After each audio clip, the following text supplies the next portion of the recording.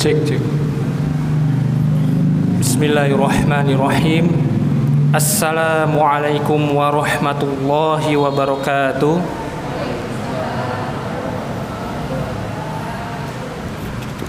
Alhamdulillahirabbil alamin. Wassalatu wassalamu ala Rasulillah wa ala alihi wa sahbihi ajmain. Amma ba'd.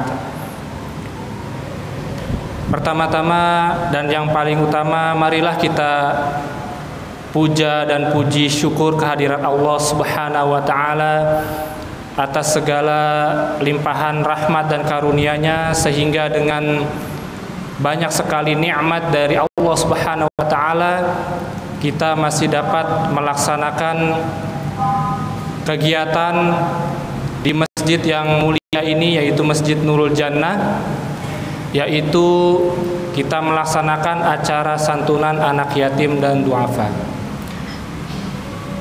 Tidak lupa kita haturkan salawat dan salam kepada Rasulullah Sallallahu Alaihi Wasallam, kepada keluarganya, para sahabatnya, istri-istrinya, dan juga kita semua yang mengikuti sunnah-sunnahnya hingga akhir zaman.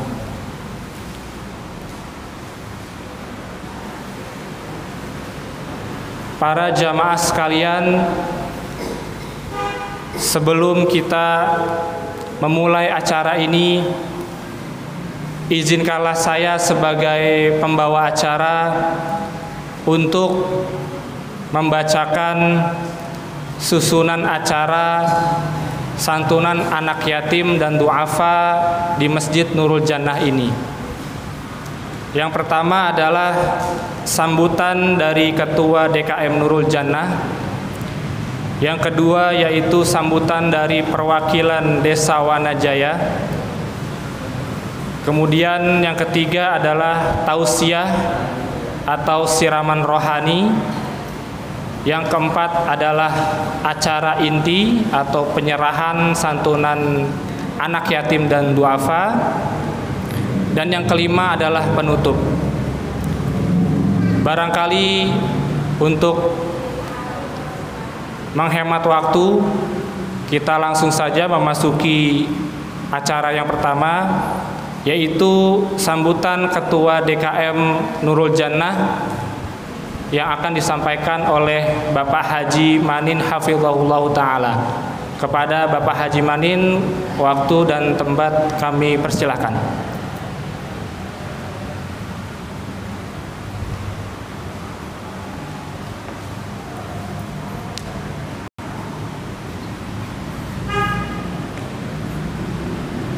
Terima kasih atas waktunya. Bismillahirrahmanirrahim. Assalamualaikum warahmatullahi wabarakatuh. Alhamdulillah.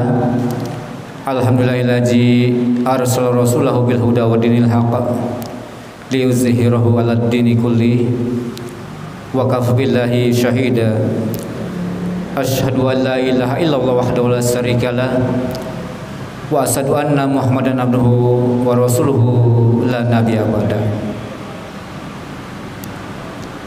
Yang kami hormati Ustadz Adi Kusuma LC,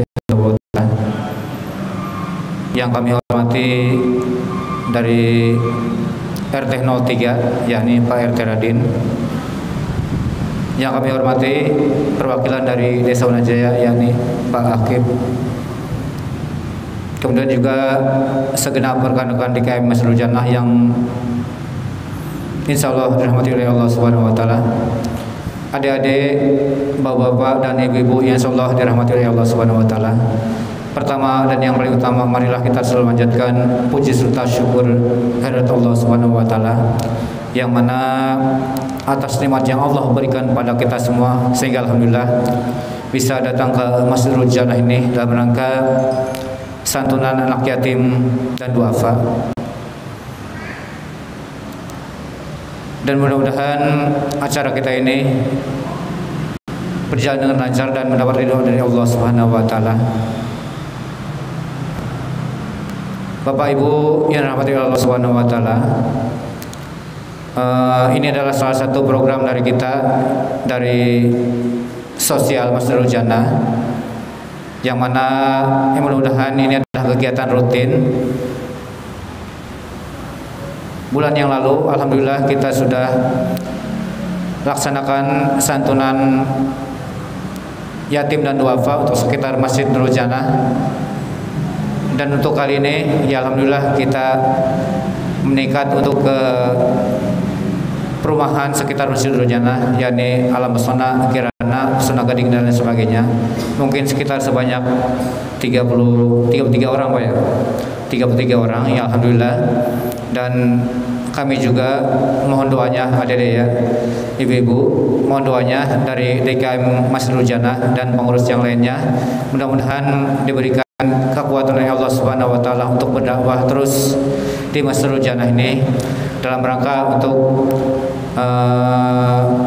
dakwah dan juga untuk menyantuni orang-orang yang perlu kita santuni sekitar Masjid Nurul Jannah dan yang lainnya.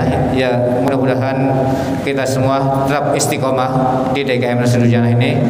Dan sekali lagi kami mohon doanya kepada Bapak Ibu maupun adik-adik sekalian, sehingga dakwah kami terus berdakwah untuk Cibitung dan sekitarnya.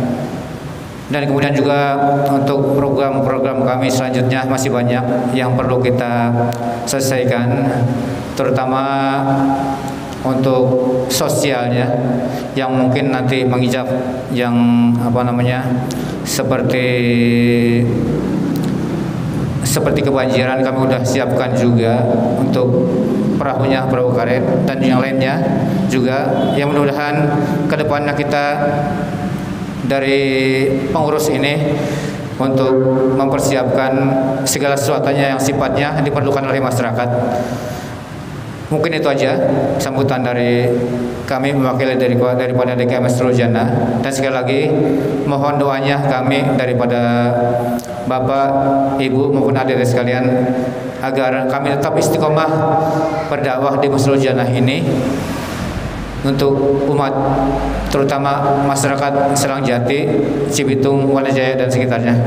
Itu aja mungkin sambutan dari kami mewakili daripada DKM Masdarul Jannah. Kurang lebihnya mohon maaf, billahi taufiq wal hidayah. Wassalamualaikum warahmatullahi wabarakatuh.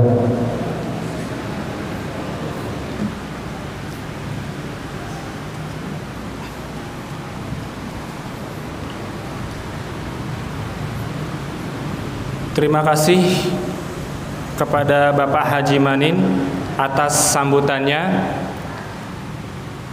Sekarang kita akan memasuki acara yang kedua, yaitu sambutan dari perwakilan Desa Wanajaya yang akan disampaikan oleh Bapak Akib Hafizahullah. Kepada Bapak Akib, waktu dan tempat kami persilahkan.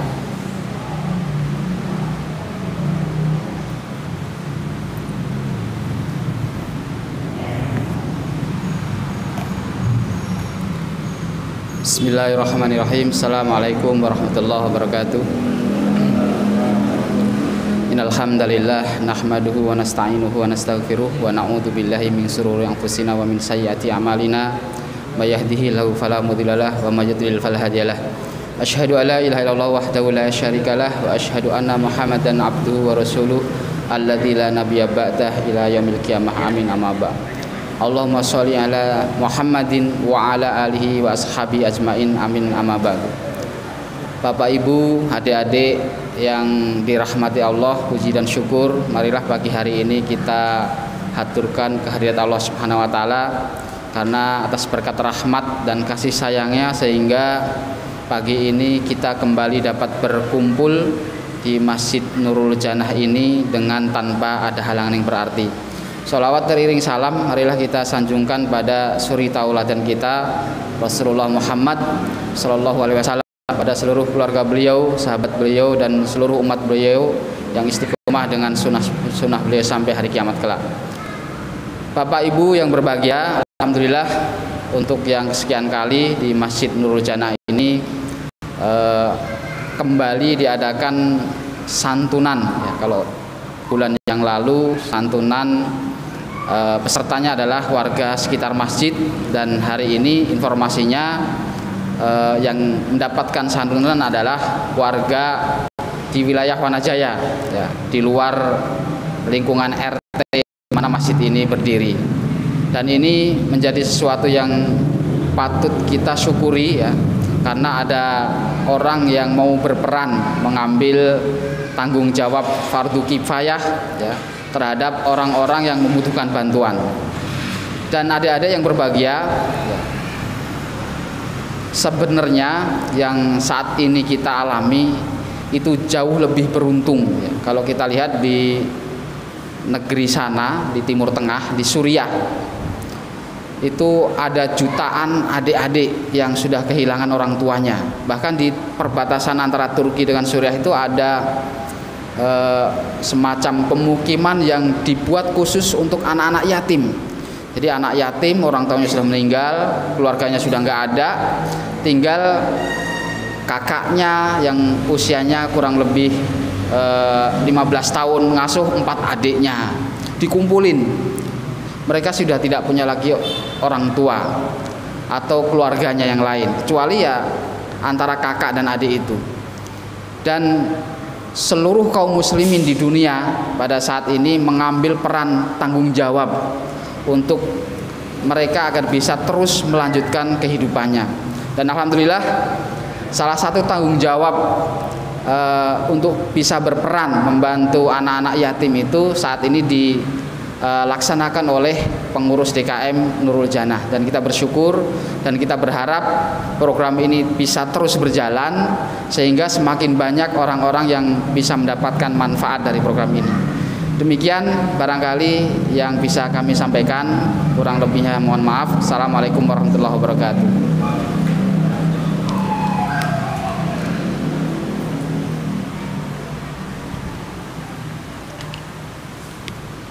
Terima kasih kepada Bapak Ustadz Akif. Ternyata Pak Ustadz Akif sering menjadi khotib di wilayah kami di Alam Pesona Wanajaya. Pak Ustadz, terima kasih atas sambutannya. Kemudian kita memasuki acara yang ketiga, yaitu tausiah atau siraman rohani dari Al-Ustadz Adi Kusuma LC.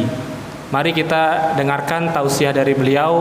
Semoga dengan tausiah ini dapat melembutkan hati kita dan dapat meningkatkan keimanan dan ketakwaan kita kepada Allah Subhanahu wa taala. Kepada Ustadz Adi Kusuma, waktu dan tempat kami persilahkan.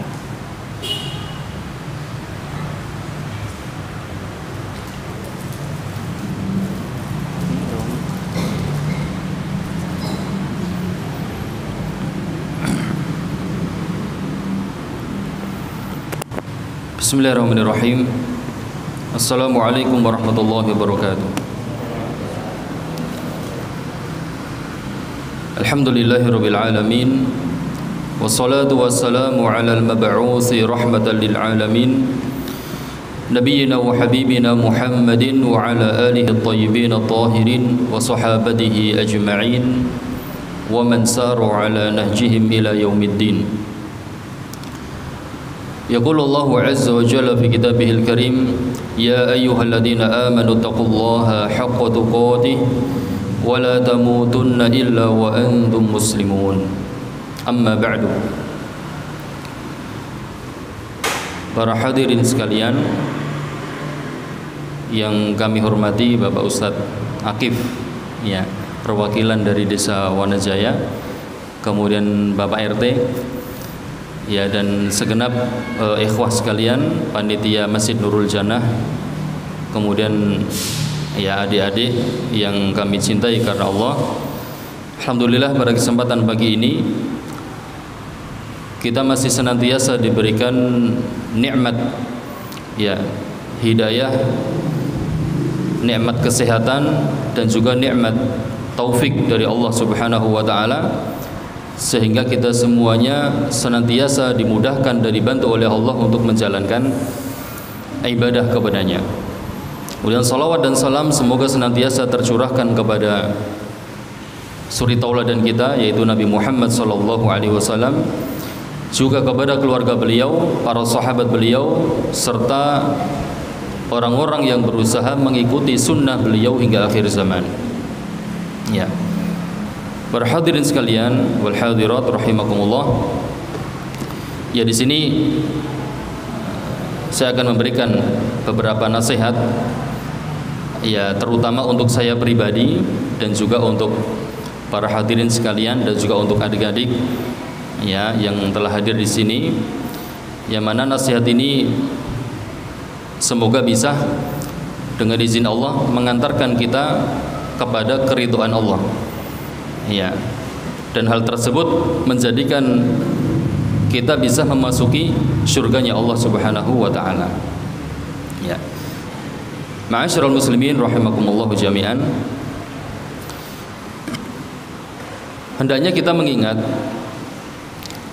apa tujuan Allah Subhanahu wa taala menciptakan kita di dunia ini. Ya. Tujuannya apa? Adik-adik, ada yang bisa jawab? Kenapa Allah menciptakan kita?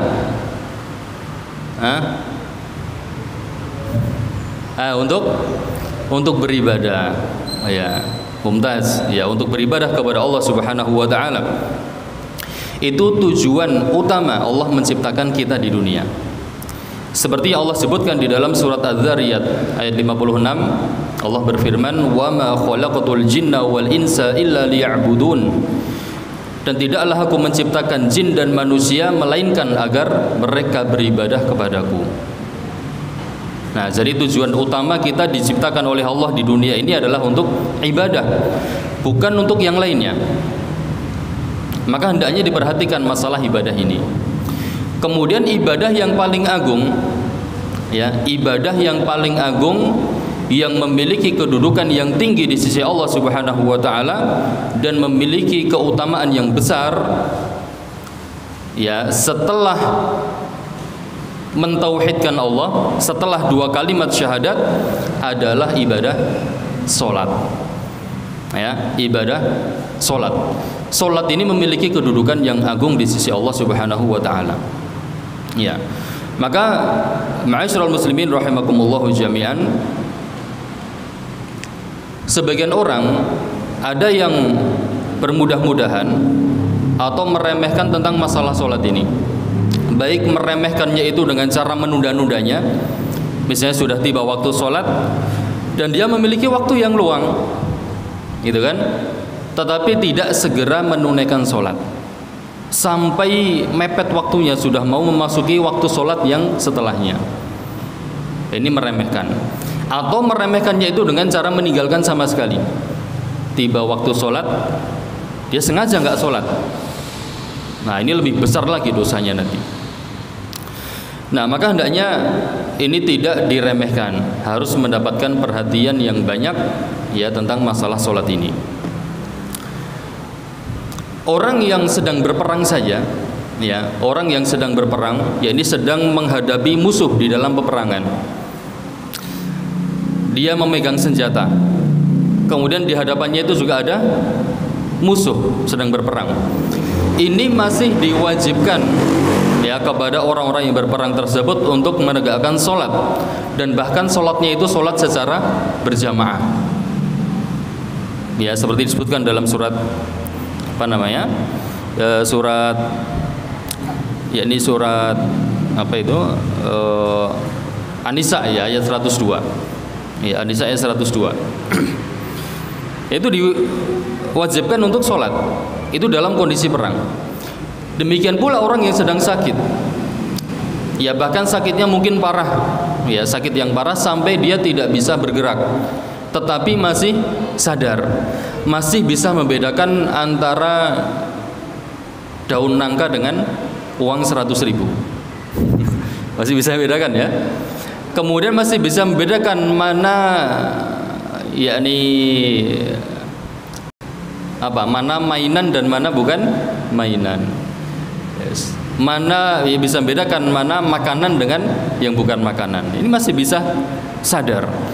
Ini juga tetap memiliki kewajiban sholat meskipun tidak bisa bergerak sama sekali. Terus bagaimana sholatnya? Dengan isyarat kedipan mata. Ya, dengan isyarat kedipan mata. Lumpuh semuanya, nggak bisa ngapa-ngapain. Tapi dia masih melek. Ini masih apa? Wajib.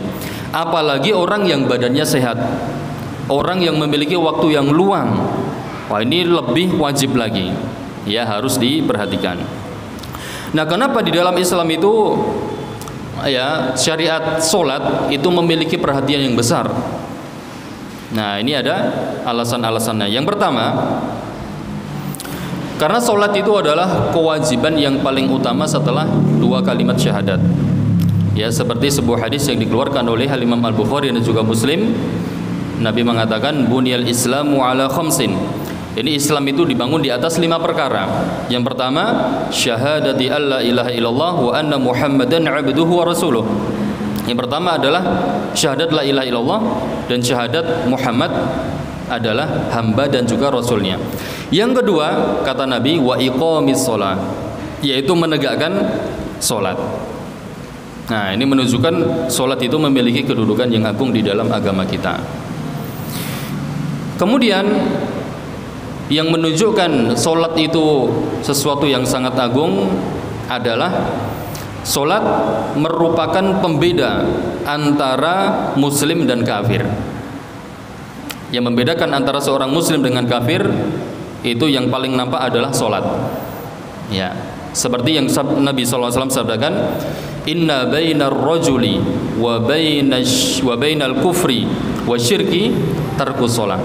Ya, ini sungguhnya batasan antara seorang ya laki-laki atau seseorang dengan kekufuran dan kesyirikan itu adalah meninggalkan sholat. Nah, ini jadi perlu diperhatikan ya untuk adik-adik semuanya, yaitu harus rajin untuk menegakkan sholat. Kemudian yang ketiga, bahwasanya sholat itu adalah amalan yang nanti nyetrum. Ya, nyetrum tadi kaget saya. Ya, bahwasanya amalan sholat itu ya adalah amalan yang nanti pertama kali akan dihisab oleh Allah Subhanahu wa taala. Ya, Nabi bersabda, inna awwala ma yuhasabu bihil abdu yaumal qiyamati min amalihi salatuhu. Sesungguhnya yang pertama kali dihisab dari seorang hamba pada hari kiamat nanti dari amalannya adalah solatnya. Kalau solatnya baik, maka dia akan bahagia dan selamat. Tapi kalau solatnya buruk, maka dia akan celaka dan rugi. Udah nggak apa-apa, nggak apa-apa. Tadi kepegang sedikit nyetrum ternyata. Ya, mungkin sih. Ya, ini akan dihisab pertama kali itu adalah solatnya. Nah, kalau kita di dunia itu menjaga solat dengan baik, itu insya Allah kita akan mendapatkan keberuntungan dan keselamatan. Tapi kalau solat kita buruk, menunda-nunda solat, tidak mengerjakannya dengan baik, maka itu akan menjadi kerugian dan kita akan celaka di akhirat. Nah, kemudian yang keempat, yang menunjukkan solat itu adalah sesuatu yang agung adalah solat itu diantara wasiat terakhir Nabi SAW. Nabi ketika dalam keadaan sakaratul maut sudah mau dicabut ruhnya oleh Allah, Nabi masih mengingatkan umatnya, ummati ummati as-shalah as-shalah. Wahai umatku, jangan tinggalkan solat, jangan tinggalkan solat. Wa ma malakat aimanukum, dan juga yakni berbuat baiklah kepada budak-budak yang kalian miliki. Nah, ini Nabi sudah mau meninggal, itu masih mengingatkan umatnya untuk solat. Nah, jadi tidak boleh disepelekan tentang masalah solat ini.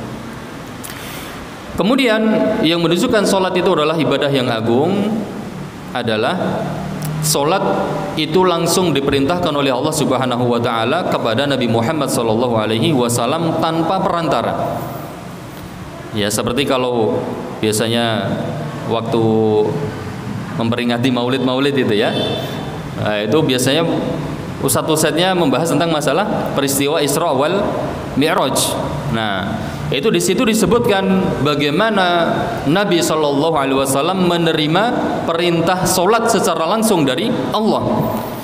Nabi dibawa naik ya ke Sidratul Muntaha, ke langit yang ketujuh. Ya, pada langit pertama saja kita tidak mengetahui batasannya sampai mana, tapi ini Nabi dibawa naik sampai ke langit 7.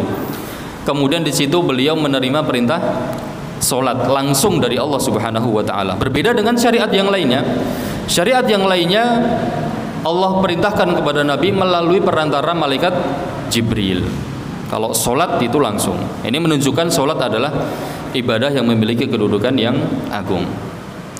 Kemudian yang terakhir, ya yang keenam, yang menunjukkan solat itu sesuatu yang sangat penting dan agung adalah Nabi Shallallahu Alaihi Wasallam membolehkan orang tua memukul anaknya yang sudah berusia 10 tahun tetapi tidak mau mengerjakan solat. Ini umur berapa adik-adik di sini? Ya, sudah ada yang sudah lebih dari 10 tahun ya. Nah, kalau nggak mau sholat itu boleh dipukul sama ibunya, nah, itu kan, boleh dipukul sama ibunya.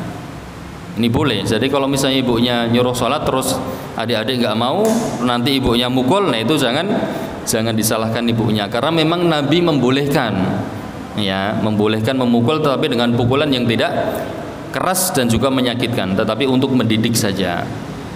Nah, karena apa? Itu tadi, agar kita ini dari kecil tidak lupa tugas dan kewajiban kita di dunia ini adalah untuk beribadah. Nah, itu. Kemudian ma'asyiral muslimin rahimani wa rahimakumullah, kalau tidak mengerjakan sholat memang bahayanya apa sih? Gitu kan? Kenapa kok harus sholat? Memang kalau tidak sholat kenapa?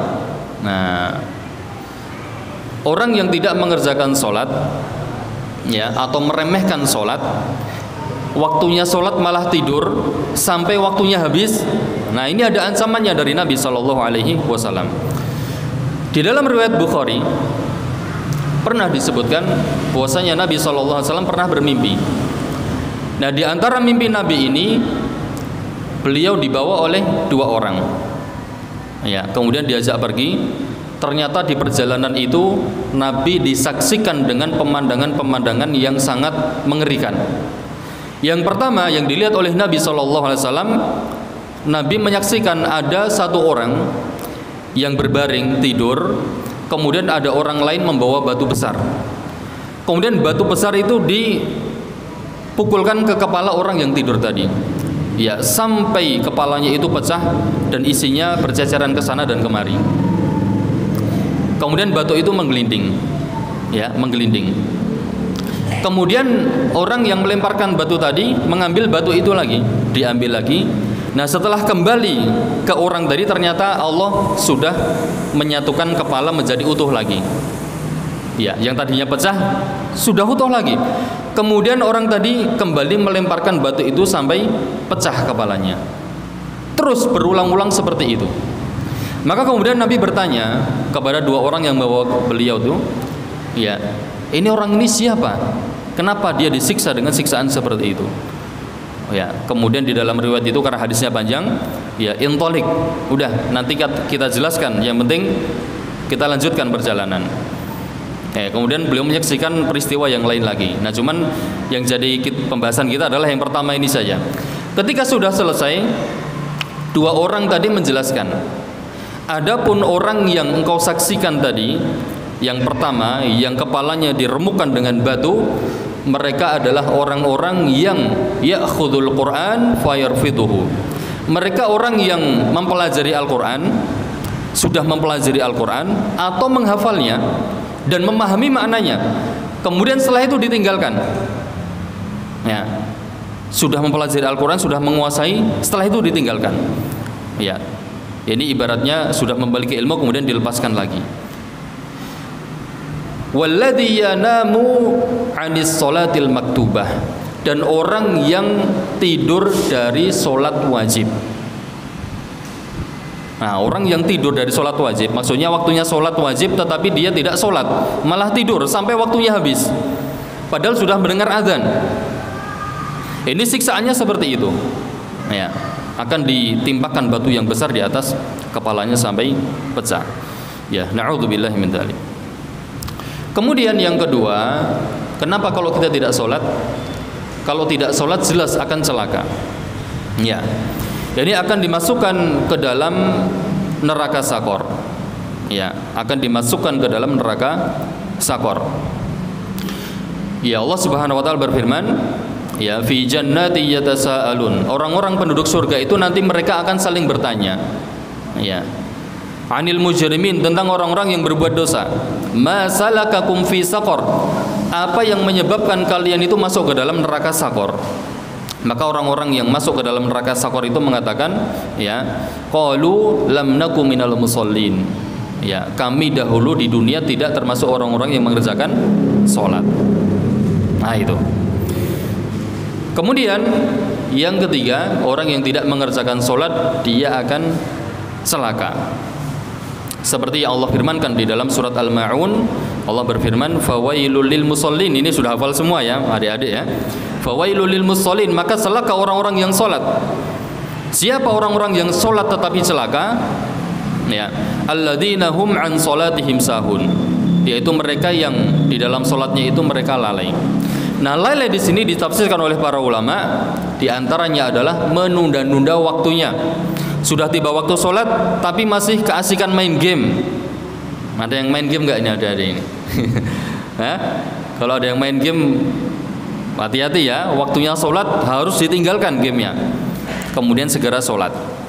Karena kalau kita tetap main game terus, keasikan sampai waktunya habis, itu kita termasuk di dalam ayat ini. Celaka orang-orang yang sholat tetapi di luar dari waktunya. Nah, itu. Kemudian termasuk kategori orang-orang yang celaka di dalam sholatnya adalah yang tidak mengerjakan rukun-rukunnya, wajib-wajibnya. Ya, karena di dalam sholat itu kan ada syarat-syarat sahnya sholat, ada rukun-rukun sholat, ada wajib-wajib sholat, ada sunnah-sunnah sholat. Kemudian ada yang termasuk di dalam makruh-makruh yang dilakukan ketika sholat dan lain sebagainya.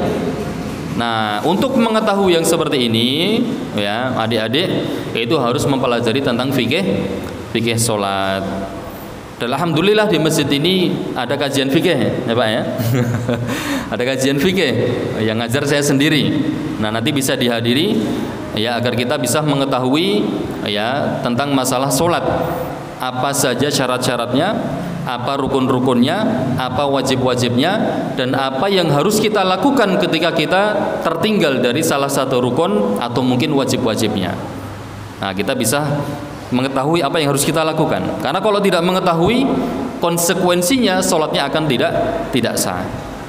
Kan gitu. Meninggalkan satu rukun, lupa, nah itu sholatnya tidak sah. Nah, terus apa yang harus dilakukan? Nah, itu dibahas di dalam ilmu fikih. Baik, mungkin hanya itu yang kita sampaikan ya. Ya, singkat. Semoga apa yang kita sampaikan ini ya tentang masalah sholat itu bisa kita amalkan di dalam kehidupan kita sehari-hari, dan semoga kita termasuk orang-orang yang menjaga sholat dengan baik dan menunaikannya dengan baik sesuai dengan apa yang Allah inginkan dan sesuai dengan apa yang Rasulullah SAW ajarkan. Ya. Ini ada pertanyaan. Baik, semoga bermanfaat. Ya, kita akhiri. Wabillahi taufiq wal hidayah. Subhanakallahumma wa bihamdika asyhadu an la ilaha illa anta astaghfiruka wa atubu ilaik. Wassalamualaikum warahmatullahi wabarakatuh.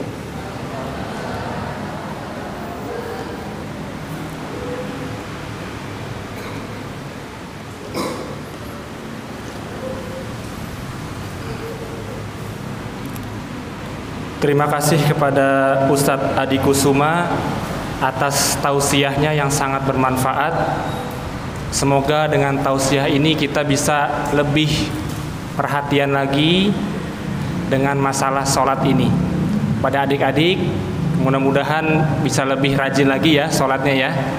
Bisa lebih khusyuk lagi untuk masalah sholat ini. Nah, tibalah saatnya untuk acara yang keempat, yaitu acara inti, yaitu kita akan menyerahkan santunan anak yatim dan duafa ini yang akan diserahkan secara simbolis oleh tokoh masyarakat kita yang hadir di sini. Yang pertama Al Ustadz Adi Kusuma, kemudian kepada Pak RT mohon waktunya, dan kepada Pak Ustadz Akif untuk menyerahkan secara simbolis kepada anak yatim dan duafa. Barangkali bisa yang pertama kepada Al Ustadz Adi Kusuma, mohon kesediaannya untuk memberikan kepada kepada Al Ustadz Adi Kusuma, Pak RT dan Pak Ustadz Akif, ya mohon kesediaannya. Dan untuk daftar anak yatim secara simbolis ya.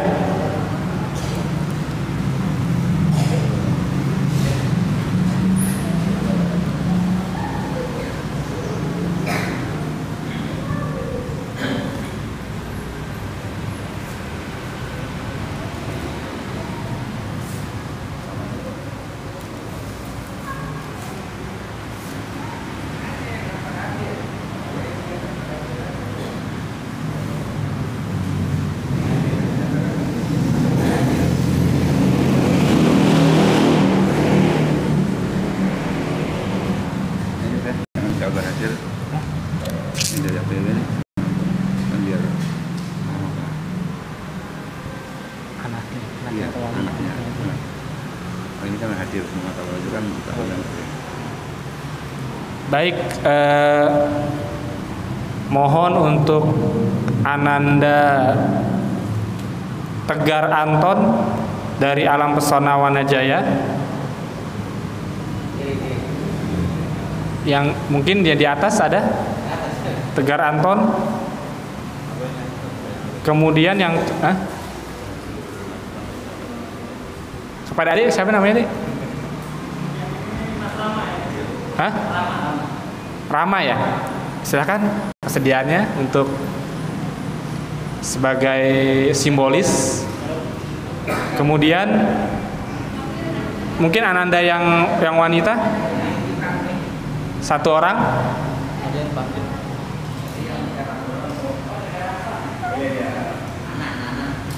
Nana. Oh ya, Ananda Nana, mohon. Ini Intan Pandini ya? Iya, silakan. Adek, silakan. Ya, kita akan serahkan secara simbolis. Sedangkan yang lainnya nanti kita akan berikan semuanya setelah acara ini selesai. Baik, kepada Al Ustadz, Pak RT dan Pak Ustadz Akif untuk menyerahkan, silakan.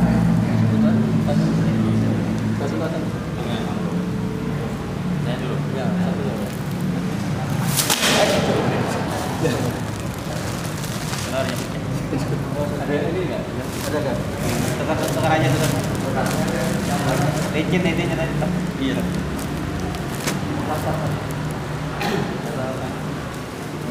Licin dah.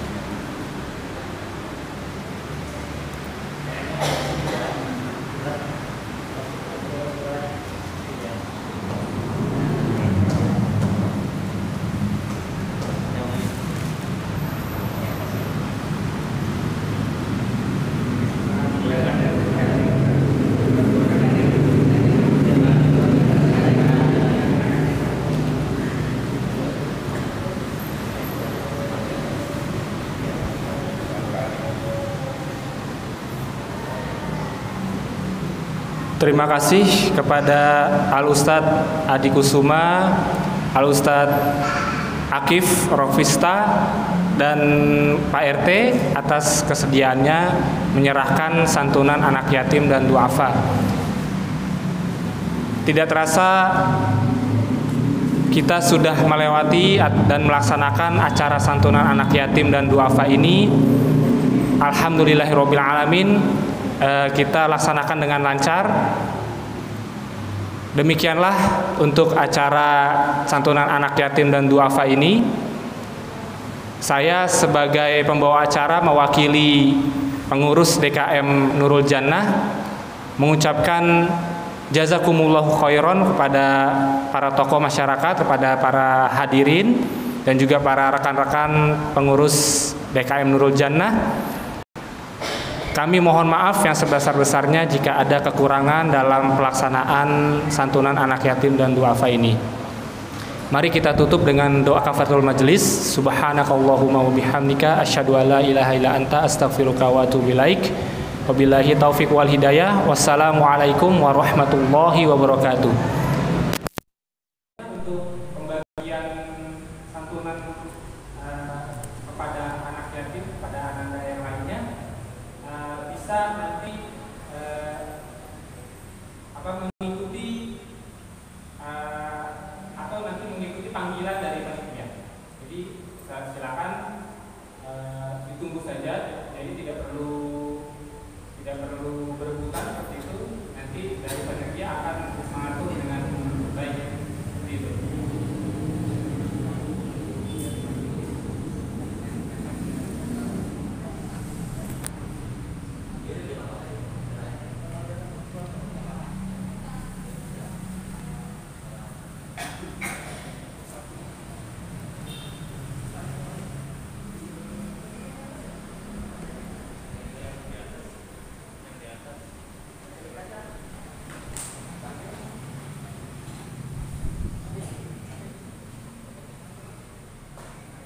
Pada para peserta hadirin yang berada di atas, Bagaimana aja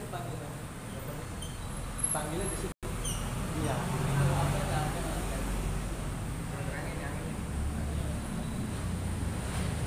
mohon untuk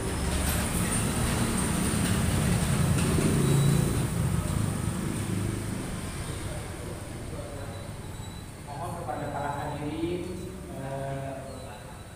Ananda yang di atas dan beserta para walinya, mohon untuk ke bawah supaya dapat diserahkan santunannya dengan mudah. Silakan ke bawah.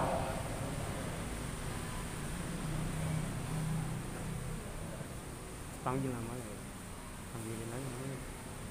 Absen ada.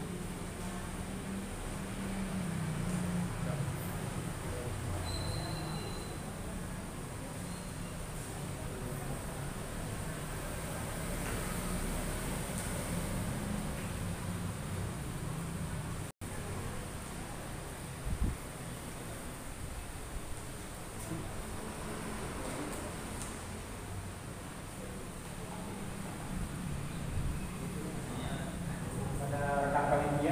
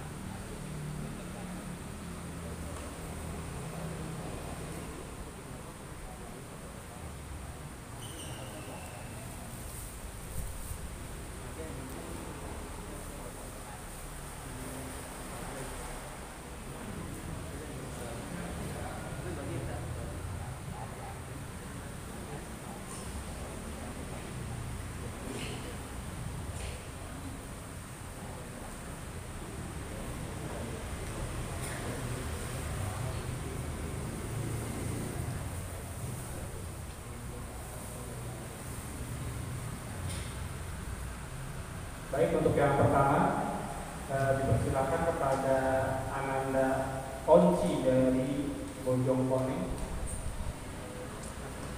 Iya, mungkin beserta walinya langsung serahkan.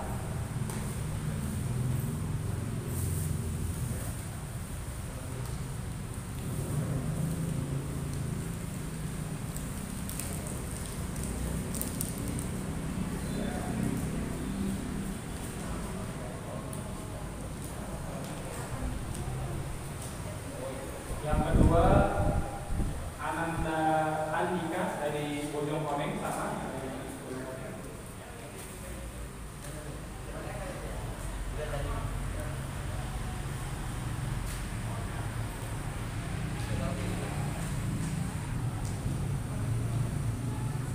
Yang ketiga Tegar Arto dan Intan sudah ya. Kemudian yang kelima Ananda Silvian.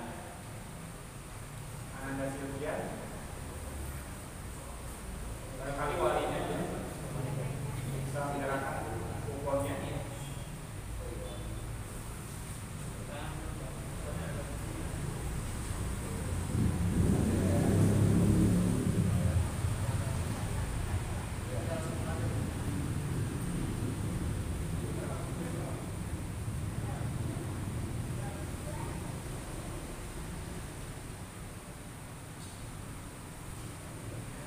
Kemudian Ananda Bisa ya.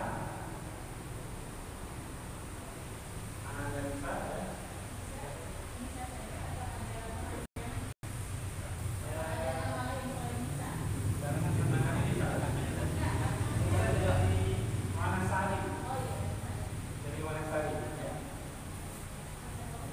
Ya, silakan.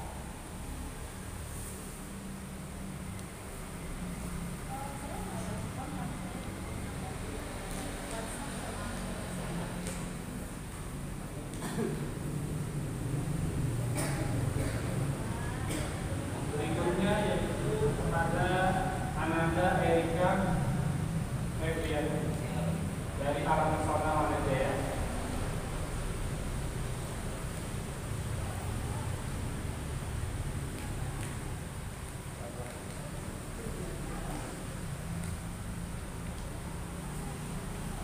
Lalu yang berikutnya Ananda Nakarwa dari Kirana Cikarang. Sudah ya? Sudah. Baik.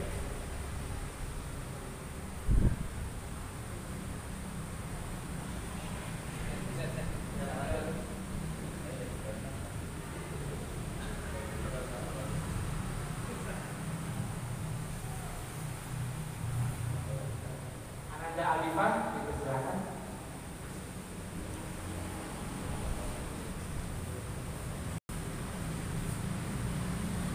Kemudian Ananda Zahra dari Kirana Cikarang. Lalu Ananda Noval dari PGC 2. Kemudian Ananda Rostiana Tauhid dari PGC 2.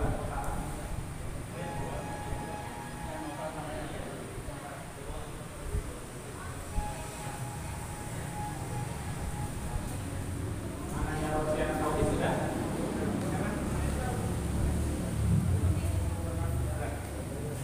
Kemudian Ananda Rama dari PGC 2. Lalu Ananda Ramadan dari Kirana.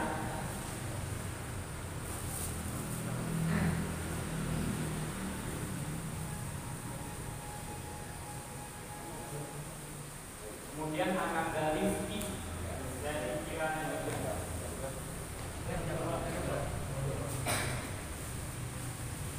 Berikutnya Ananda Mukia dari Villa Mutiara.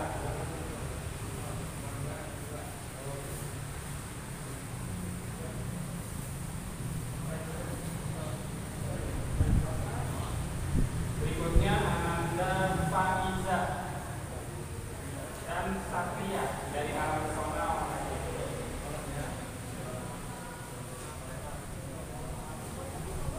Dan yang terakhir Ananda Rafa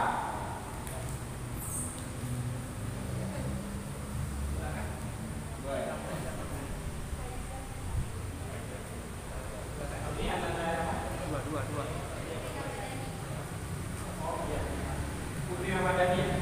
Putri Ramadhani sama mungkin di sini. Namanya siapa nama? Nafiza